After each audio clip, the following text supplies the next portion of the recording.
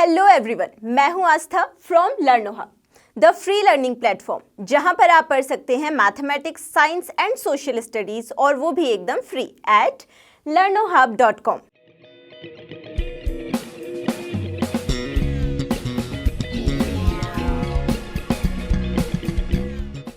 आज हम डिस्कस करेंगे अपनी चैप्टर मोशन एंड टाइम की एनसीईआरटी सॉल्यूशंस, पूरी की पूरी एक्सरसाइज क्वेश्चन नंबर 1 से लेकर क्वेश्चन नंबर 13 तक। चैप्टर आप लोग पूरा का पूरा पढ़ चुके हैं, सो आपको थोड़ा बहुत तो आइडिया होगा चैप्टर के बारे में और अच्छे से कॉन्सेप्ट्स भी क्लियर हो ही चुके होंगे, है ना।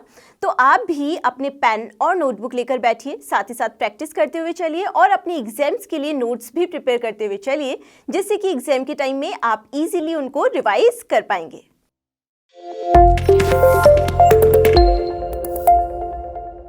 हमारा जो क्वेश्चन नंबर 1 है वो देखिए क्या बोला जा रहा है। Classify the following as motion along a straight line, circular और ऑसिलेटरी मोशन।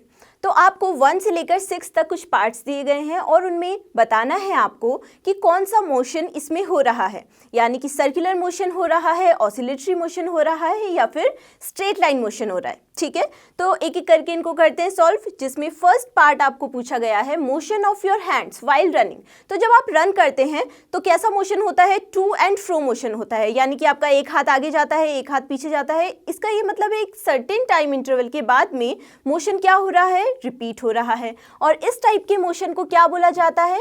तो ये होता है ऑसिलेटरी मोशन। ठीक है, तो इसको आप अपनी नोटबुक में नोट कर लीजिए।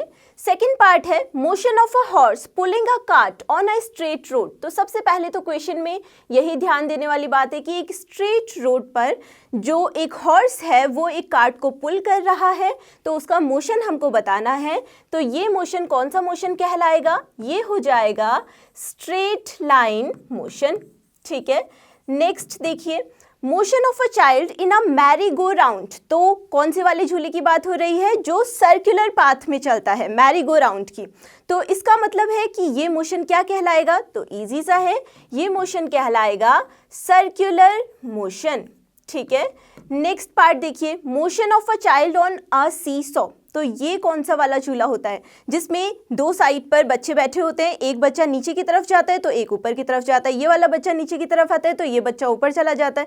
तो इस टाइप के मोशन में देखिए एक सर्टेन टाइम इंटरवल के बाद में फिर से मोशन क्या हो रहा है? रिपीट हो रहा है। तो इस टाइप का मोशन क्या कहलाएगा? ये मोशन कहलाता है ऑसिलेटरी मोशन। ठीक है, नेक्स्ट इसका देखिए क्या दिया गया है, motion of the hammer of an electric bell. तो क्या होता है, जब जैसे ही हैमर, जब हम स्विच ऑन करते हैं, बेल बजाते हैं, तो हैमर क्या करता है? वाइब्रेट करता है। उसके अंदर की और भी मैकेनिज्म्स हैं, लेकिन हमें अभी उसमें नहीं जाना है। अभी हमें बस इतना ध्यान देना है कि जैसे ही हैमर वाइब्रेट होता है वैसे ही जो इलेक्ट्रिक बेल है वो भी क्या होती है? वाइब्रेट होती है। तो ये भी एक सर्टेन टाइम इंटरवल के साथ साथ ही क्या हो रहा है? रिपीटेटिव मोशन हो रहा है। तो इस मोशन को भी आप क्या बोलेंगे? ये मोशन भी कहलाएगा ऑसिलेटरी मोशन। ठीक है, अब देखिए लास्ट जो इसका पार्ट है उसमें आपसे क्या बोला गया है? Motion of a train on a straight bridge. तो यहाँ पर भी किसकी बात की जा रही है? स्ट्रेट ब्रिज की बात की जा रही है। तो उस ट्रेन के मोशन को आपने बताना है कौन सा मोशन होगा। तो कौन सा मोशन होगा यहाँ पर? ये मोशन हो जाएगा आपका स्ट्रेट लाइन मोशन। तो इजी ही थे सारे पार्ट्स और इनके बारे में चैप्टर में भी हम बहुत अच्छे से पढ़ चुके हैं, तो इसीलिए हम इनको इजीली सॉल्व भी कर पाए, है ना। तो चलिए अब चलते हैं हम अपने नेक्स्ट क्वेश्चन की तरफ। हमारा क्वेश्चन नंबर 2 है which of the following are not correct. आपको 5 स्टेटमेंट्स दिए गए हैं, आपको इनमें से बताना है कि कौन सा स्टेटमेंट सही नहीं है। ठीक है, पहला स्टेटमेंट है the basic unit of time is second. तो हम लोग चैप्टर में पढ़ चुके हैं, चाहे मीटर किलोग्राम सेकंड सिस्टम हो या फिर फुट पॉन्ड सेकंड सिस्टम हो या फिर एसआई यूनिट हो, तो सभी में जो टाइम होती है उसकी बेसिक यूनिट क्या ली जाती है? सेकंड ली जाती है। इसलिए पहला स्टेटमेंट तो हमारा है correct. Second statement every object moves with a constant speed. तो क्या हर एक ऑब्जेक्ट हमेशा कांस्टेंट स्पीड यानी कि सेम स्पीड के साथ में ही चलता है? खुद का एग्जाम्पल ले लीजिए कि आप हमेशा एक ही स्पीड से चलते हैं, कभी तेज भी चल सकते हैं, कभी धीमे भी चल सकते हैं। आप ट्रेन, बस, साइकिल, किसी का भी एग्जाम्पल ले सकते हैं, है ना। तो कभी वो तेज स्पीड में चलते हैं, कभी धीमी स्पीड में चलते हैं। तो इसका मतलब है कांस्टेंट स्पीड से हमेशा हर एक ऑब्जेक्ट नहीं चल सकता है, ठीक है। तो ये वाला जो हमारा स्टेटमेंट है वो हो गया इनकरेक्ट, या फिर ये सही नहीं है। Third statement, distances between two cities are measured in kilometres. तो हमें मालूम है कि जब भी हम बड़ी डिस्टेंसेस को मेजर करते हैं, और यहाँ पर किसकी बात हो रही है, डिस्टेंसेस बिटवीन टू सिटीज, है ना। तो एक बड़ी डिस्टेंस को अगर हमने मेजर करना है तो हम किस यूनिट में करेंगे, हम किलोमीटर्स में उसको मेजर करेंगे। तो ये वाला स्टेटमेंट हमारा हो गया करेक्ट। अब देखिए इसका fourth statement, the time period of a given pendulum is constant. तो किसी जो गिवन पेंडुलम है उसका जो टाइम पीरियड है वो हमेशा कांस्टेंट होगा, ये आपसे पूछा जा रहा है। तो ये वाला स्टेटमेंट भी हमारा हो जाएगा इनकरेक्ट। और इनकरेक्ट क्यों होगा, देखिए पेंडुलम एक स्ट्रिंग के थ्रू या फिर एक थ्रेड के थ्रू ही बनता है ना। तो वो जितना भी डिस्टेंस कवर करता है या फिर जितनी भी डिस्टेंस कवर करने में वो टाइम ले रहा है, तो उसका टाइम पीरियड उस थ्रेड की लेंथ पर डिपेंड करता है, ठीक है। तो किसी एक पर्टिकुलर गिवन पेंडुलम के लिए तो जो इसका टाइम पीरियड होगा वो कांस्टेंट ही होगा, लेकिन हर एक जो पेंडुलम होगा उसके लिए जो टाइम पीरियड होगा वो कांस्टेंट नहीं रहेगा। इसीलिए ये वाला स्टेटमेंट क्या हो गया हमारा, इनकरेक्ट हो गया, ठीक है। लास्ट स्टेटमेंट देखिए, the speed of a train is expressed in metre per hour. तो क्या speed of a train metre per hour में एक्सप्रेस की जा सकती है? अब देखिए, या तो ये होना चाहिए मीटर पर सेकंड, या फिर ये क्या होना चाहिए, किलोमीटर पर आवर, है ना। तो ये वाला स्टेटमेंट क्या हो गया है, इनकरेक्ट हो गया है, क्योंकि मीटर पर आवर में speed of a train express नहीं कर सकते हम लोग, इसीलिए, ठीक है। तो आया अच्छे से ये वाला क्वेश्चन समझ में। अब चलते हैं हम अपने नेक्स्ट क्वेश्चन की तरफ। सो क्वेश्चन नंबर 3 में हमसे पूछा जा रहा है, a simple pendulum takes 32 second to complete 20 oscillations. What is the time period of the pendulum? तो पेंडुलम का टाइम पीरियड आप कैसे कैलकुलेट कर सकते हैं? आपने चैप्टर में एक फॉर्मूला पढ़ा है, टाइम पीरियड इक्वल्स टू क्या होता है, ये इक्वल टू होता है total time taken upon number of oscillations. So यहाँ पर हमको क्या दिया गया है, तो देखिए टोटल टाइम टेकन कितना है, 32 सेकेंड्स है। नंबर ऑफ ऑसिलेशंस कितने हैं, तो ये है 20 ऑसिलेशंस, और इतना सेकंड आ जाएगा टाइम पीरियड, है ना। सो इसको आप सॉल्व कीजिए, कैसे भी आप सॉल्व कर सकते हैं, डायरेक्टली डिवाइड भी कर सकते हैं और ये कैंसिल करके भी सॉल्व कर सकते हैं। जैसे कि ये हो गया 10, ये हो गया 16, तो यहाँ से हमारे पास में कितना आंसर आ गया, 1.6 सेकेंड। तो जो टाइम पीरियड है पेंडुलम का वो कितना है, वो है 1.6 सेकेंड्स, ठीक है। तो चलिए अब चलते हैं अपने नेक्स्ट क्वेश्चन की तरफ। क्वेश्चन नंबर 4 में हमसे बोला जा रहा है, the distance between two stations is 240 kilometre. A train takes 4 hours to cover this distance, calculate the speed of the train. तो हमें speed of the train calculate करनी है। हम चैप्टर में फॉर्मूला पढ़ चुके हैं, स्पीड इक्वल्स टू क्या होता है, ये होता है डिस्टेंस अपॉन टाइम, और डिस्टेंस भी हमको गिवन है और टाइम भी हमको गिवन है, तो हम इजीली इसमें वैल्यूज पुट कर देंगे और जो स्पीड हमें कैलकुलेट करनी है ट्रेन की वो कैलकुलेट कर पाएंगे। सो डिस्टेंस कितनी गिवन है, 240 किलोमीटर, अपॉन टाइम कितना गिवन है, 4 hours, इसका मतलब इतना kilometre per hour. So speed of the train equals to किसके हो जाएगा, ये हो जाएगा 4 6 24 होता है, तो यहाँ पर आ गया 60, तो 60 किलोमीटर पर आवर, है ना। इजी सा इक्वेशन था, और बस आपको फॉर्मूला पता होना चाहिए स्पीड का, डिस्टेंस अपॉन टाइम, और साथ ही साथ उसमें आप वैल्यूज पुट कर देंगे और आपके पास में आंसर आ जाएगा, है ना। तो चलिए अब चलते हैं अपने नेक्स्ट क्वेश्चन की तरफ। सो हमारा क्वेश्चन नंबर 5 है, the odometer of a car reads 57,321.0 kilometre. तो ओडोमीटर क्या होता है, जो डिस्टेंस रीड करता है। सो 8:30 AM जब हो रहा था तब कार के ओडोमीटर ने डिस्टेंस रीड करते हुए इतनी डिस्टेंस बताई, 57,321.0 किलोमीटर, ठीक है। What is the distance moved by the car if at 8:50 AM the odometer reading has changed to 57,336.0 kilometre. तो 8:50 AM जब हो गया तो उसकी रीडिंग चेंज हो गई और उसने जो डिस्टेंस बताई वो बताई 57,336.0 kilometre. Calculate the speed of the car, तो हमें कार की स्पीड बतानी है इन किलोमीटर पर मिनट में during this time. Express the speed in kilometre per our also. ठीक है, तो इजी है हमारे लिए, हमको पता है फॉर्मूला। किसका formula? Speed. Speed equals to क्या होता है? तो ये होता है डिस्टेंस अपॉन टाइम। तो ये तो अब आपको ढंग से बहुत ही अच्छे से याद ही हो चुका होगा, है ना। तो इस फॉर्मूले को आपने ध्यान में रखना है और इस क्वेश्चन को करना है सॉल्व। बहुत ही इजी क्वेश्चन है। बस जो दो चीज़ें हमको यहाँ पर ध्यान में रखनी है वो ये है कि जो ओडोमीटर ने इनिशियल रीडिंग दी है वो हम ये वाली लेंगे 57,321.0 किलोमीटर, और जो फाइनल रीडिंग लेंगे वो ये वाले लेंगे 57,336.0 किलोमीटर। ठीक है, तो यहाँ से सबसे पहले तो हम डिस्टेंस जितनी भी कार ने ट्रैवल की है वो कैलकुलेट कर सकते हैं। सो हम लोग लिखेंगे distance covered by the car. तो ये इक्वल टू किसकी हो जाएगी? ये इक्वल टू हो जाएगी फाइनल रीडिंग या फिर फाइनल जो डिस्टेंस बता रहा है ओडोमीटर वो, माइनस इनिशियल रीडिंग जो कि ओडोमीटर ने रीड की है। ठीक है, तो यहाँ से जल्दी से अपनी नोटबुक में इसको सॉल्व कीजिए। फाइनल रीडिंग आपके पास में, इनिशियल रीडिंग आपके पास में, तो आप डिस्टेंस यहाँ से कैलकुलेट कर सकते हैं। डिस्टेंस इक्वल्स टू क्या हो जाएगा? फाइनल रीडिंग हमारे पास में क्या है? 57,336.0 किलोमीटर माइनस इनिशियल रीडिंग हमारे पास में क्या है? तो इनिशियल रीडिंग ये रही 57,321.0 किलोमीटर। इसको माइनस कर लीजिए जल्दी से, तो आपके पास में डिस्टेंस आ जाएगी जो कि कार ने कवर की होगी 8:30 AM से लेकर 8:50 AM के बीच में। तो ये इक्वल टू किसके आ जाएगा? 6 में से 1 माइनस हुआ, यहाँ पर आ गया 5, 3 में से 2 माइनस हुआ, यहाँ पर आ गया 1, तो ये हो गया 15 किलोमीटर।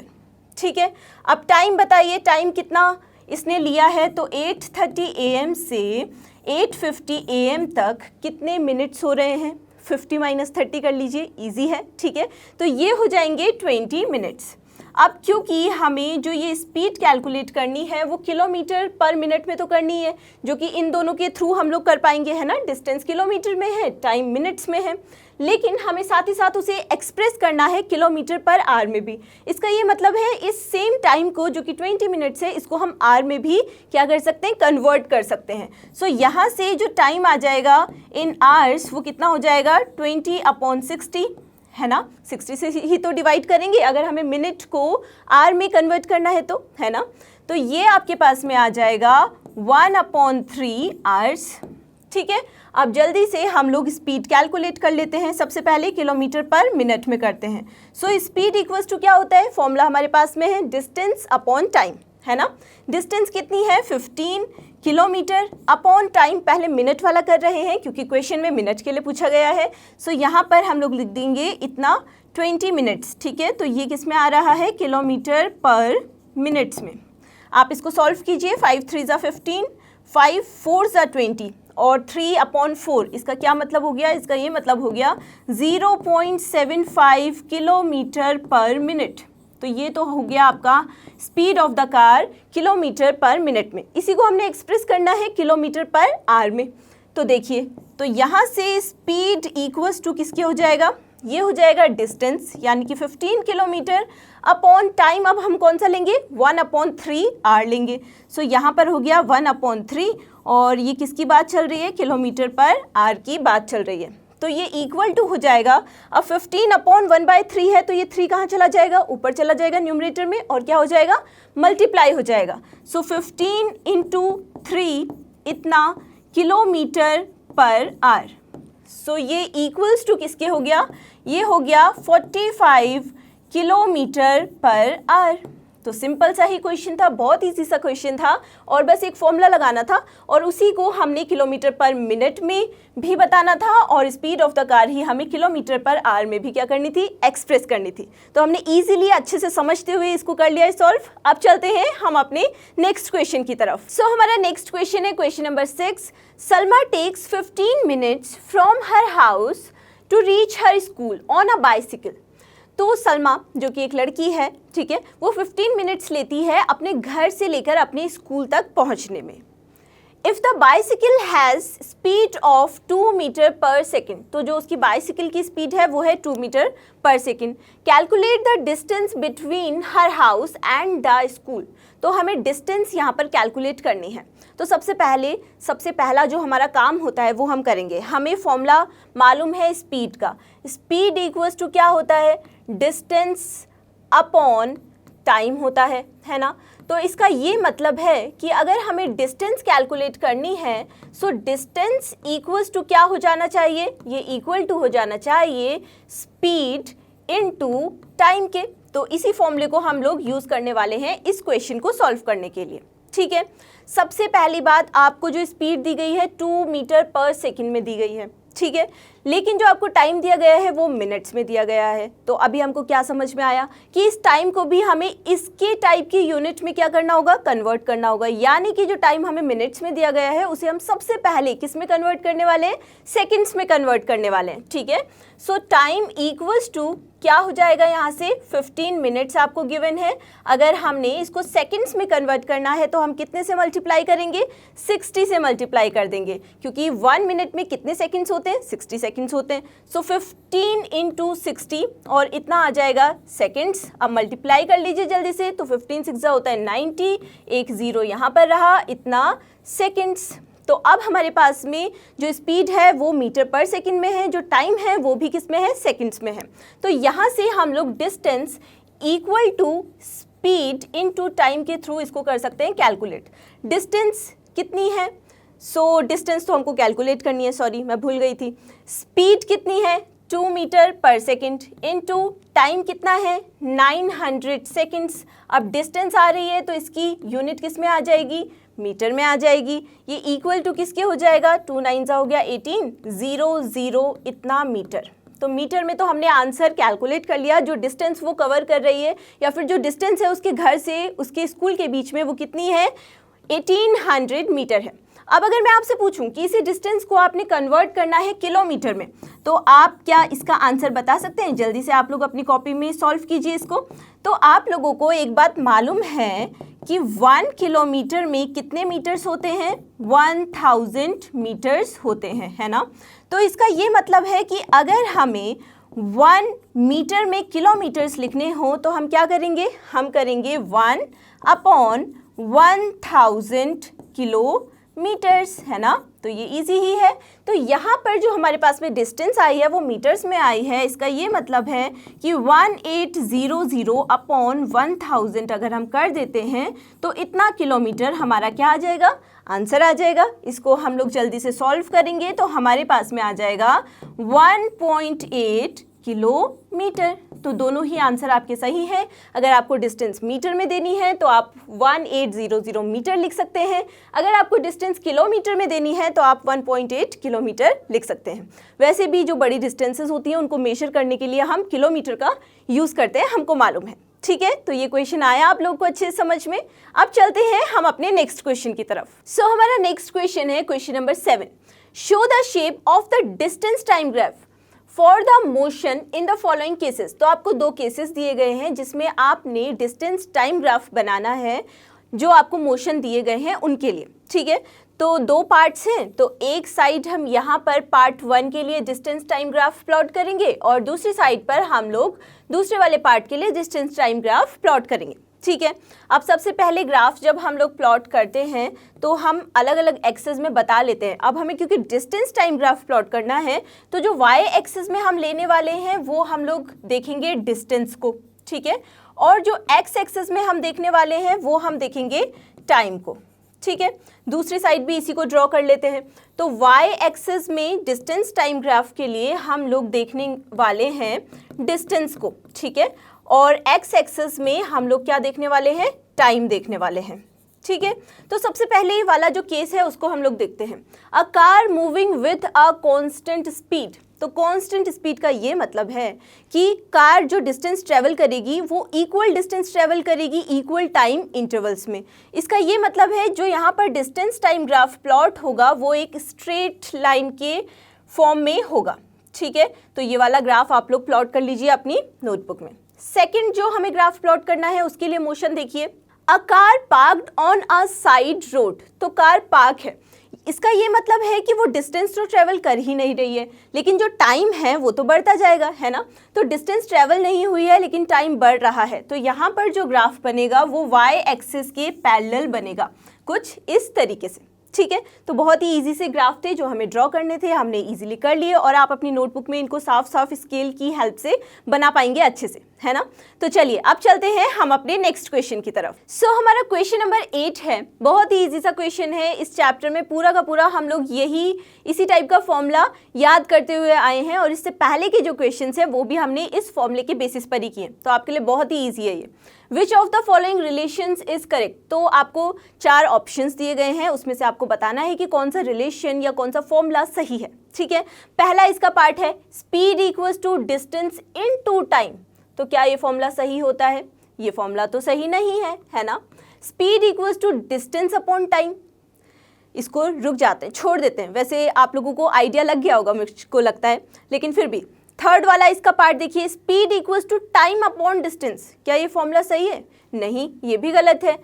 फोर्थ पार्ट है speed equals to 1 upon distance into time, क्या ये सही है? नहीं, ये भी गलत है। तो कौन सा ऑप्शन करेक्ट है? ऑप्शन इसका सेकंड करेक्ट है, speed equals to distance upon time. और डिस्टेंस अगर हम कैलकुलेट करेंगे तो क्या फॉर्मूला हो जाएगा? तब हो जाएगा स्पीड इनटू टाइम। अगर हमें टाइम कैलकुलेट करना है इन दोनों की हेल्प से तब क्या हो जाएगा? तो टाइम इक्वल्स टू हो जाएगा डिस्टेंस अपॉन स्पीड, ठीक है। तो हमें सेकंड वाला ऑप्शन इसमें करेक्ट लगा, हमने उस पर टिक कर लिया, ठीक है। तो अब चलिए अब चलते हैं अपने क्वेश्चन नंबर 9 की तरफ।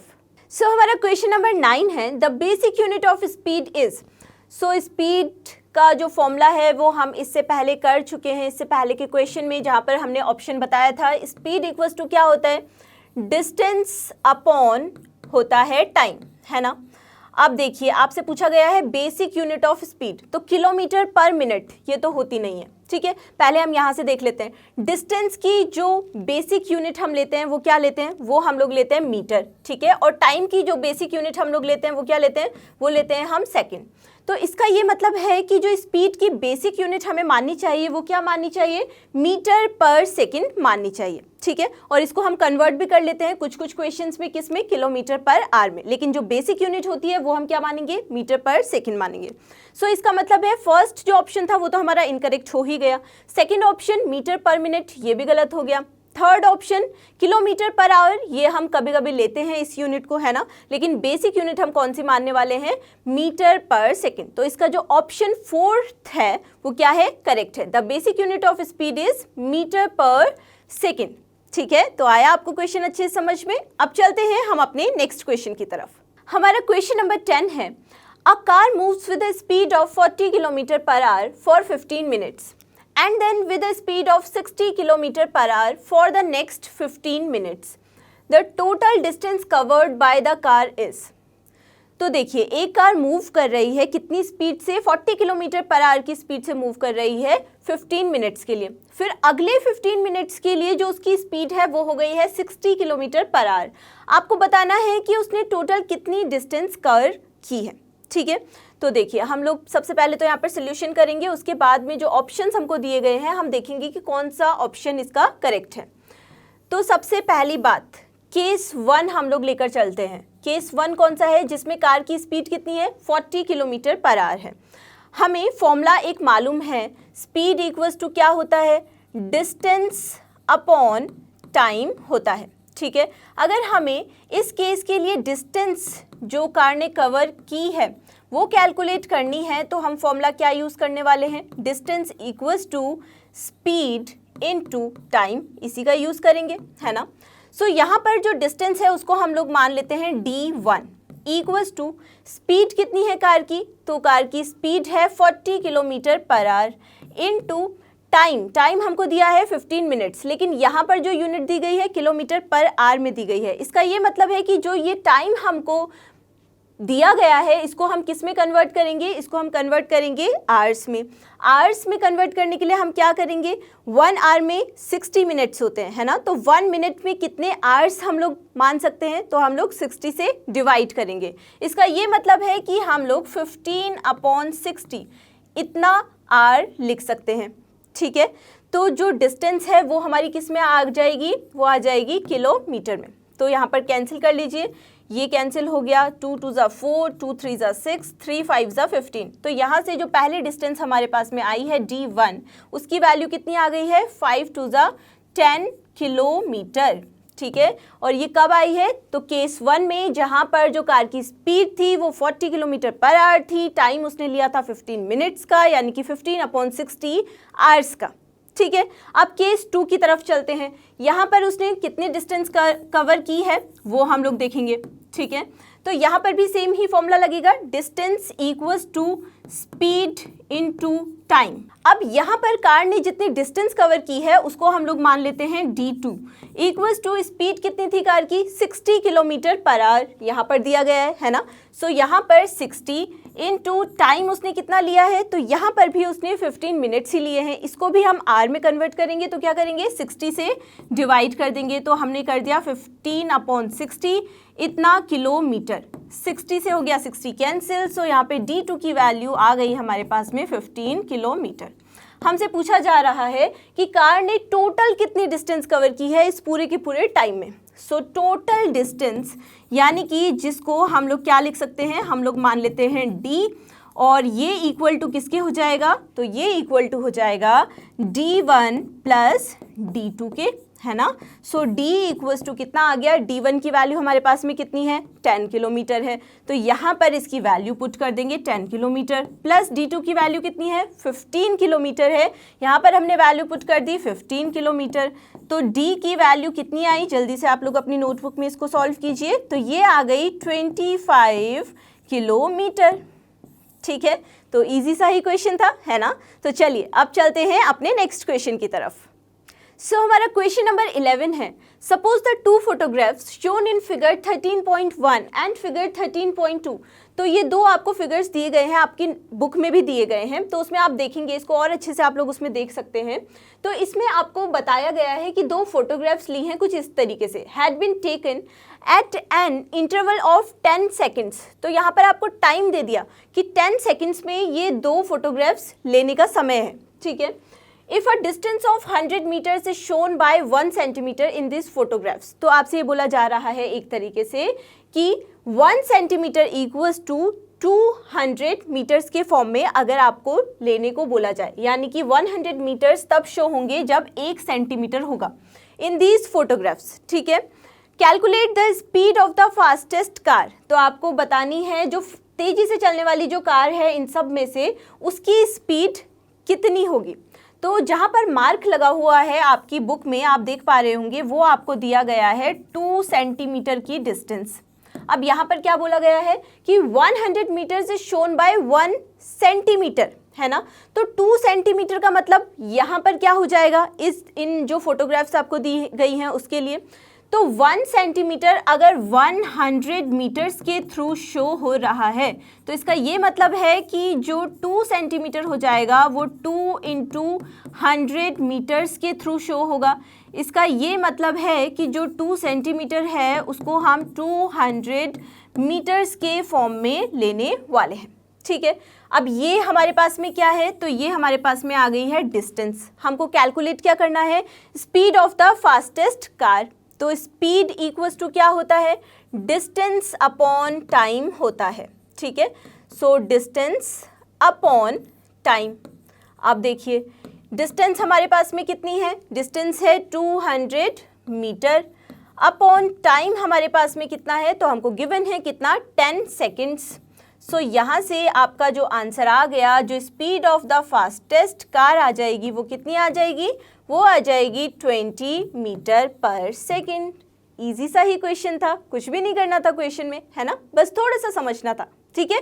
तो चलिए अब चलते हैं अपने नेक्स्ट क्वेश्चन की तरफ। सो हमारा क्वेश्चन नंबर 12 है, figure 13.15 shows the distance time graph for the motion of 2 vehicles A and B which one of them is moving faster. तो देखिए आपको ये एक डिस्टेंस टाइम ग्राफ दिया गया है for the motion of two cars, car A and car B. ठीक है, आपको बताना है कि कार ए तेज चल रही है या फिर कार बी तेज चल रही है, केवल और केवल इस ग्राफ की हेल्प से। तो क्वेश्चन है बहुत ही ईजी, बहुत ही सिंपल सा, बस थोड़ा सा समझने की ज़रूरत है। जब डिस्टेंस टाइम ग्राफ प्लॉट किया जाता है तो इसका ये मतलब है कि हम उसके थ्रू स्पीड बता पाते हैं, है ना। और उसके थ्रू स्पीड कैसे बता पाते हैं? इनके स्लोप की हेल्प से। ठीक है, अब स्लोप को आप छोड़िए, अगर हम समझने की कोशिश करते हैं, मान लिया ये टोटल डिस्टेंस 1000 किलोमीटर की थी। ठीक है, तो मान लिया इस पॉइंट पर 500 किलोमीटर्स की डिस्टेंस है। ठीक है, आप देखिए इसके स्लोप की अगर हम बात करें या फिर स्पीड अगर हम कैलकुलेट करना चाहें तो हमें क्या चाहिए होगा? डिस्टेंस अपॉन टाइम, यही तो फॉर्मूला होता है ना।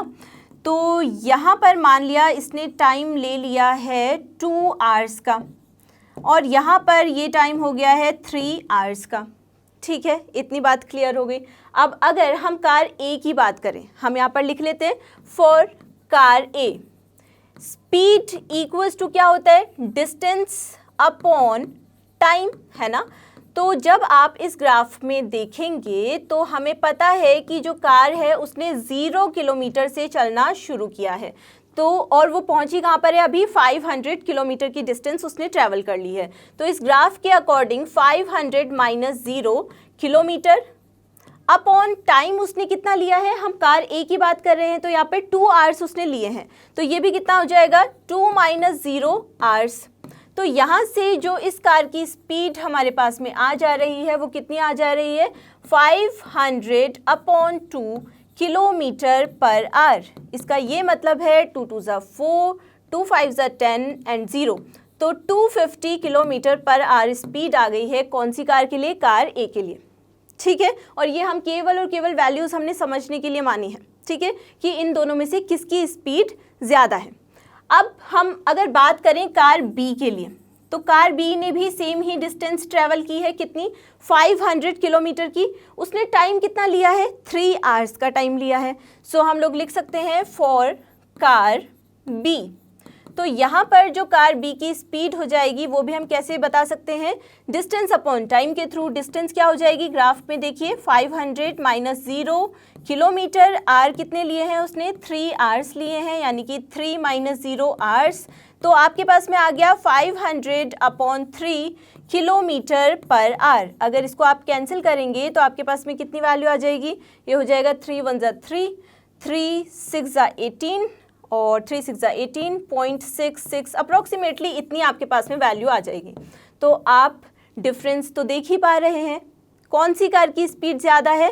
तो कार ए की स्पीड क्या हो जाएगी? ज़्यादा हो जाएगी। तो इसके आंसर में आप यहाँ पर क्या लिख सकते हैं? कौन सी कार तेज़ी के साथ में चल रही है? तो कार ए तेज़ी के साथ में चल रही है। और इसका रीज़न क्या है? क्योंकि इस ग्राफ के थ्रू हम बता पा रहे हैं कि जो कार ए के लिए स्लोप है वो ज़्यादा है, किसके कंपैरिजन में? कार बी के लिए जो स्लोप आया है उसके कंपैरिजन में। ठीक है, इसीलिए कार ए को हम बोलेंगे कि इन दोनों ही कार्स में से इस ग्राफ की हेल्प से जो भी हम बता पा रहे हैं, हम ये बताएंगे कि car A is moving faster than car B. तो आया ये वाला क्वेश्चन अच्छे से समझ में? अब चलिए चलते हैं हम अपने नेक्स्ट क्वेश्चन की तरफ। आज के डिस्कशन का जो हमारा लास्ट क्वेश्चन है वो है question number 13। Which of the following distance time graphs shows a truck moving with speed which is not constant? तो आपको 4 ग्राफ्स दिए गए हैं, डिस्टेंस टाइम ग्राफ।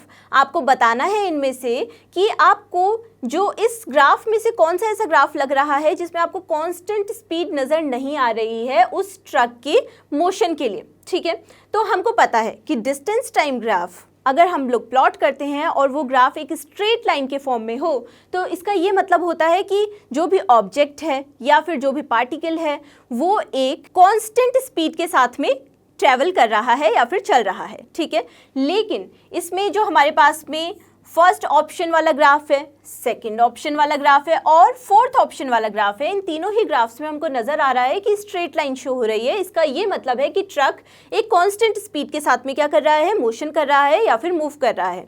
लेकिन अगर हम बात करें ऑप्शन 3 की, जो ये वाला डिस्टेंस टाइम ग्राफ हमको दिया गया है, इसमें हम देख पा रहे हैं कि ये ग्राफ एक स्ट्रेट लाइन में नहीं है और स्ट्रेट लाइन में नहीं है, तो इसका ये मतलब है कि ये कांस्टेंट स्पीड के साथ में नहीं जो चल रहा है ट्रक उसको शो कर रहा है, और इसका ये मतलब है कि यहाँ पर जो ट्रक का मोशन है उसकी स्पीड हम कौन सी स्पीड बोलेंगे, वेरिएबल स्पीड बोलेंगे, ना कि कांस्टेंट स्पीड।